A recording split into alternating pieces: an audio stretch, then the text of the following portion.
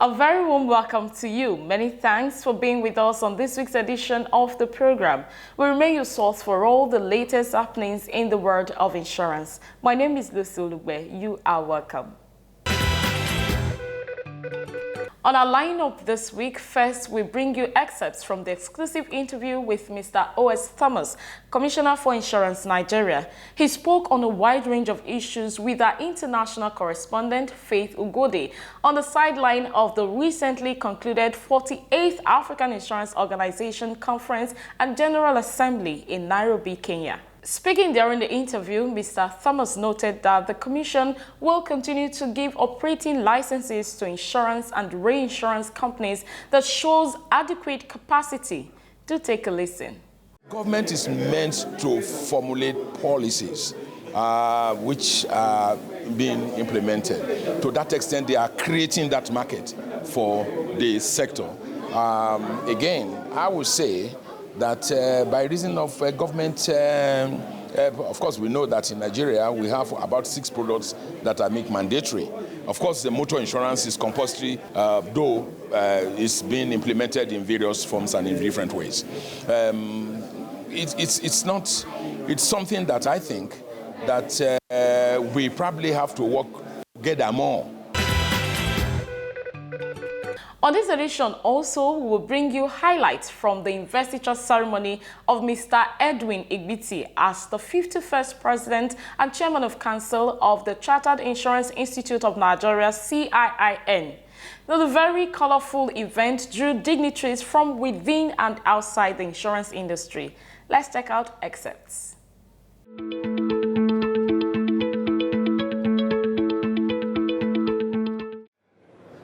Fellow of Nigerian Insurance Institute, Chartered Insurance Institute of Nigeria, having been duly elected as President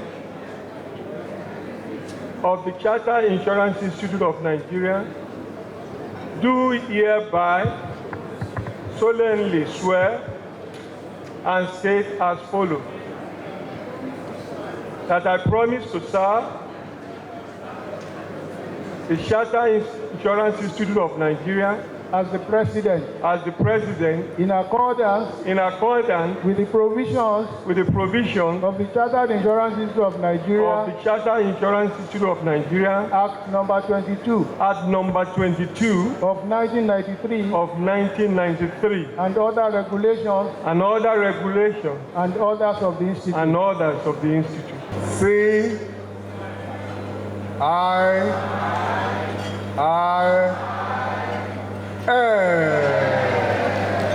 Congratulations. Premiumbeat.com.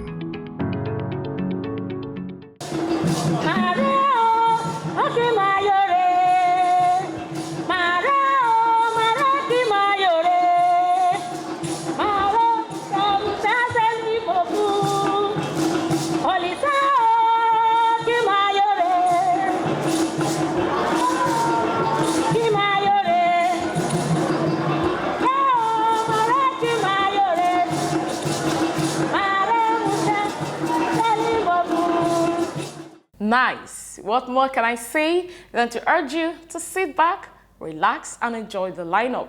Details in just a moment. Please stay with us. The biggest fun platform for the insurance industry.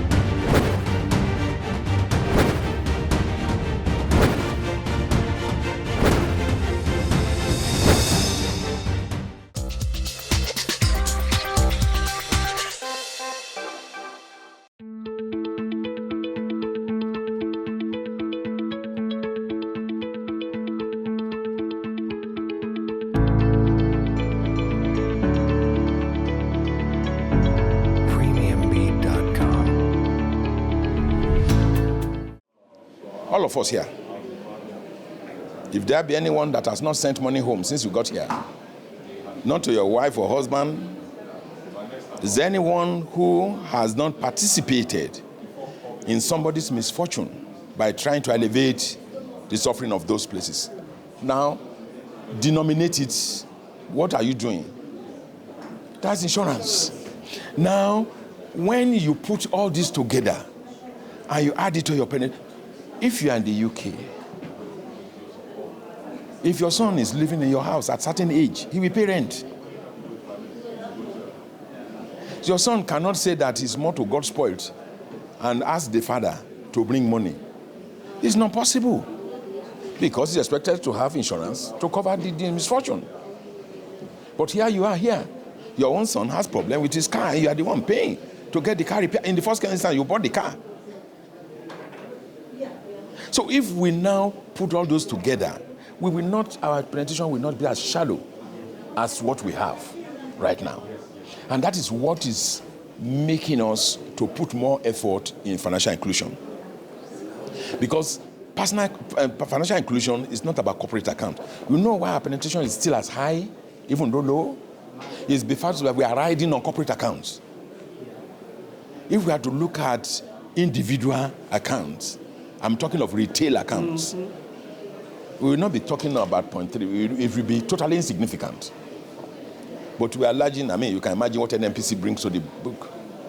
You can imagine what even though we are still operating less than what we should in those directions. Look at the major accounts. Look what they are bringing to the table. If you remove those corporate accounts, you do your arithmetic and see where we are with respect to the GDP. So all we need to do is to encourage, those how to mop up and transform this individual liability into a corporate liability. And one thing I have been saying is that we have not been able to communicate the benefit of insurance to the public. If I know that I got a call up there and somebody was telling me, I'm not going to give the details here, but it's sad if you hear about it. Very sad. I'm talking something that is of national interest. The person who called me has just been moved there as the head of insurance and was telling me what he discovered. He's saying he's coming to see me immediately when I get back to Abuja. It's sad. These are something that is of state concern, of local government concern. What do you make of it? So, but we have not been able to let the public know the benefits of insurance. Why will I call for relations when the husband dies to come and look for school fees? I know the number of people I'm paying school fees in my community. Why? Shouldn't somebody have arranged for that? We must begin to talk to people about it. And that is going to be the game changer.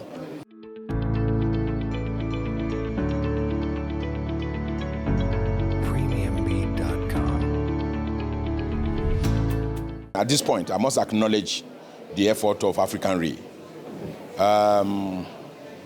When some of us got into insurance many years ago, we were dealing with foreign reinsurance. There were things that the foreign insurers were doing, especially, before I became a regulator. I was a life insurance specialist. I was opportune to be trained by Mercantile and General UK. Oh, yes. I had an attachment with them. How? They were the one managing our reinsurance programs. They invited me. I didn't go for a course. I went for an attachment at no cost to my company then. I was with them for like 5 weeks. After the first 1 week, we had the theory. After the second one, they gave me a table. I got my own table. Like a normal worker, they were passing files to me. So, when I was coming, some of the manuals they gave me when I was leaving, I still have them till today. Operational manual. Now, African Re is doing so much in building capacity. Beyond that, to go to your question, issue of data, You are aware that first phase of our portal has been commissioned. It's up and running. The second phase is funded by African Re. And they are doing that in so many markets. African Re is funding mortality table, I think, in Egypt. All this one will culminate to data reliability. By the time we finish our the second module, which deals with returns, at the press of a button, you will have the data. Today, from my system, I can check and tell you that in the last 24 hours, the Nigerian insurance market produced X number of policies. 24 hours. The last 24 hours. But that to the extent to which they uploaded. Because we are still getting them to understand why they must make it as it is. And one thing we have done is that, because people do talk about penalty, my attitude to it is that I don't penalize without first warning. But when you refuse warning, you have no choice than to apply the law. But people are getting to understand why we get this information, why we need this information, and they are largely compliant. I'm sure you said going forward, in another 2-3 years down the line, I'm sure Nigerians will be able to tell you that this is the position of the market. And I believe that other jurisdictions too are, they are making efforts in that direction.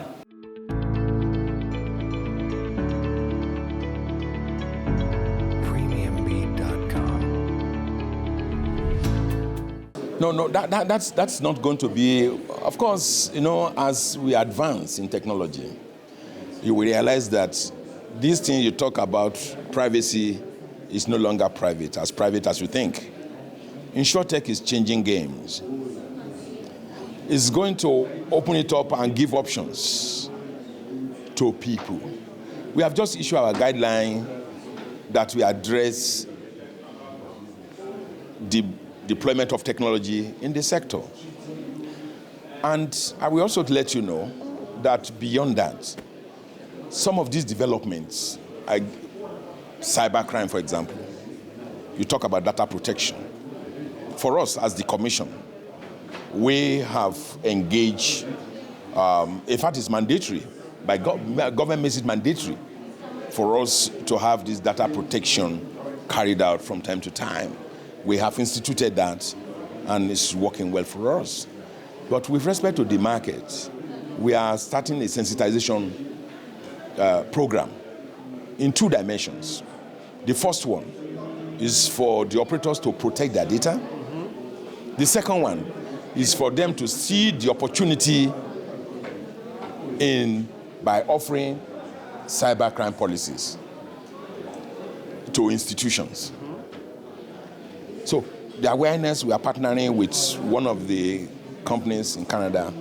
They are going to, a sensitization program is going to start very soon. I think we are starting, I think it's in August or so. We're going to, put them together. They're going to, we're going to listen and, talk to them. So we pull out what we can make of those, training. I think it's a 2 days program that we have for them in Lagos. But collaboration has, it's important in a service-oriented industry like insurance. We need to collaborate more. We need to talk to each other more. We need to work together. And that is what we are projecting.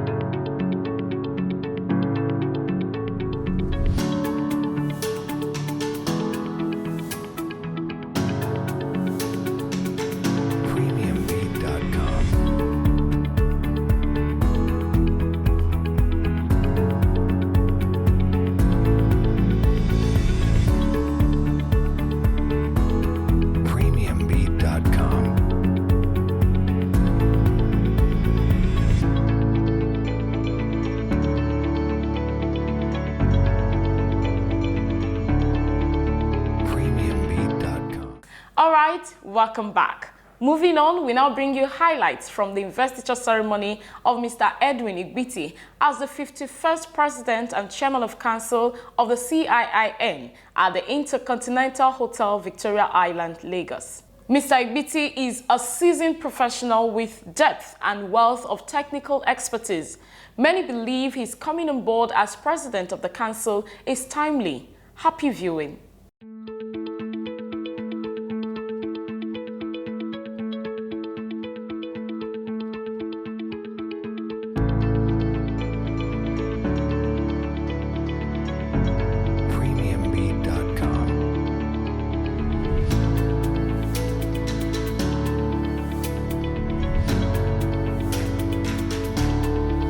The Chartered Insurance Institute of Nigeria, CIIN, was established in 1959 and recognized by law in 1993, the Day Act number 22.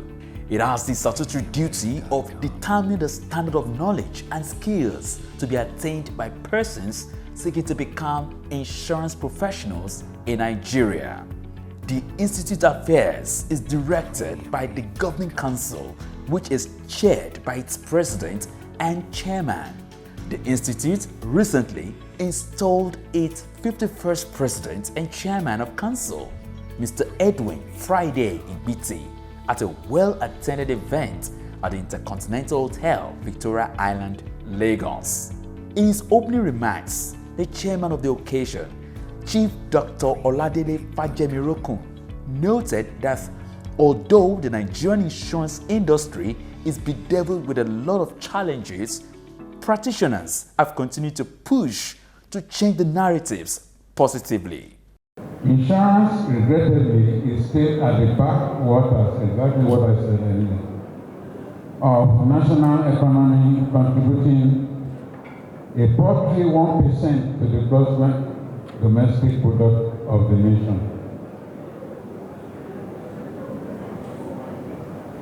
Pointless to rehash some problems that have led to the recession of the industry, bordering on poor image, low public acceptance, and inadequate professional training, impacting on the quality of professional insurance practitioners who interface with members of the public. But be that as it may, the industry has continued to make huge strides towards ensuring that this narrative is changed and permanently true. In his keynote address, the Deputy Commissioner for Insurance, Alhaji Sabiu Bello Abubakar, implored the new president to take the issue of ethics and professionalism among insurance practitioners seriously. With the goodwill messages taken, the president-elect was presented for investiture by his predecessor, Sir M.O. Oyegunle. The man, Edwin Igbiti, is a thoroughbred insurance professional with a wealth of experience in underwriting, sales, and claims management. It was therefore with palpable excitement that friends, colleagues, and well-wishers witnessed the investiture of Mr. Edwin Igbiti as the 51st President of the CIIN. The honor was done by none other than the doyen of insurance, Olola Olabode Ogunlana.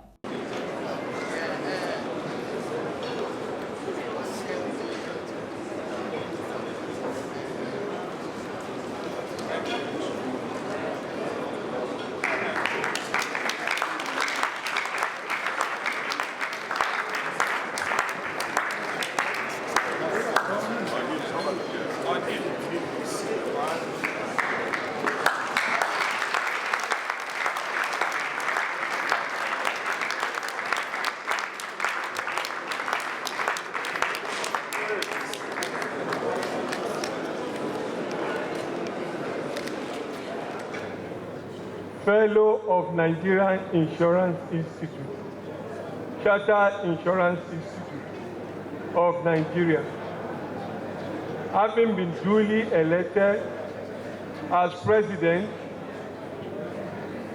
of the Chartered Insurance Institute of Nigeria, do hereby solemnly swear and state as follows: that I promise to serve the Chartered Insurance Institute of Nigeria as the President, in accordance with the provisions of the Chartered Insurance Institute of Nigeria, Act number 22 of 1993, and other regulations and others of the Institute, that I shall always conduct myself and maintain a high standard of professional behavior in the discharge of my duties as the President of the Chartered Insurance Institute of Nigeria, in adherence to the ethics and regulations guiding the profession of the insurance in Nigeria. In his acceptance speech, Mr. Igbiti stated that his tenure will focus on deploying technology to deliver superior experience for all those who interface with the Institute. It is in the light that the theme and focus of my tenure will be building a sustainable legacy. The choice of this theme was born out of the need to maintain a continuity plan to build on and to sustain the work of the past presidents of the Institute. This will guarantee that even in the face of current global uncertainties, the Institute will continue to meet the needs and the aspirations of its members.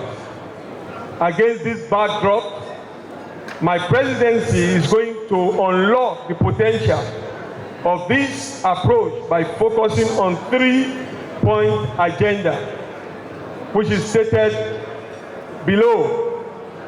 1, digital reinforcement of the Institute operations. 2, insurance awareness for all. And 3, infrastructural development.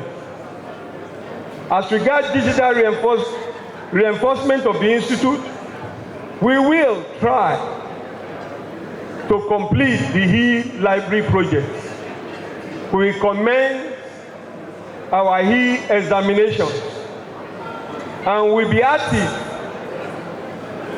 in the use of all available social media. As regards the insurance awareness for all, we will ensure positive upscaling of the quiz for secondary school to national limelight. We will continue in the distribution of insurance textbooks to secondary schools and effective coordination of train-the-trainer program for the insurance secondary school teachers. Many are without doubt that the 51st president and his team will make a difference in the Institute, given the greatest gift of Mr. Igbiti's humility.